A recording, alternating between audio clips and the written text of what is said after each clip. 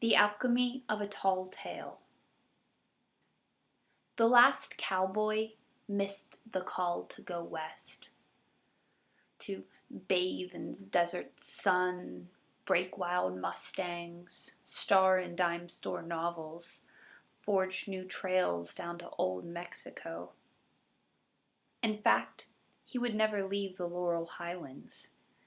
Years spent picking potatoes out of cold ground, he chose not to notice mountain wood ripped up from around him, cornfields filled with waste coal, riverstone stained blood orange. Instead, the last cowboy learned to bring back extinct things, even as a boy could taste them at the tip of his tongue as he spoke their names silently over and over. Distinct nuances of ending.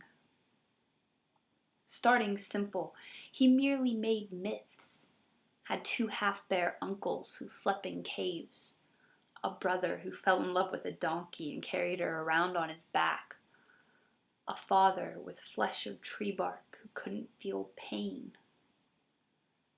Cowboys learn slowly. Blood spread thin, kept stagnant by alien ocean and plain, barbed wire and fence post, and distant grandmothers and family cemeteries.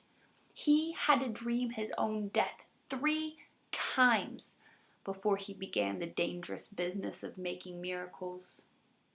Spiked to a tree, complete with descent to hell and cry of Eli, Eli, lama sabachthani, he watched himself sink into earth, absorb each wanton waste of wild thing into his brown flesh, then rise again where sulfur rain acidified, flaked it off, crumbled it like the sheet metal rust that filled the lungs of his steelworker sons. Woke that third morning to feel fruit and vine growing beneath his skin. Smelled his own lineage leading back to centaur stock. Noticed frozen gods from foreign skies speaking through his teeth. He found his 3 dead sisters first. Blackberries growing in a strip mine. The cowboy carried them around in his belly, where they taught him to sprout cabbage roses and gold rings from his fingernails. With these, he wooed 3 women born of genocide, 1 Irish, 1 Shawnee, 1 from Côte d'Ivoire. Kept them all safe in the body of a buckskin mare that they named Lucky.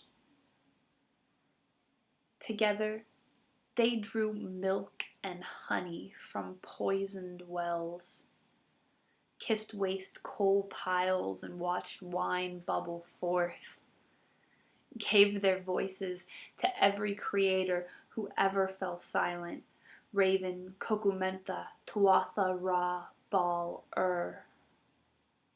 rode forever into black and white sunsets.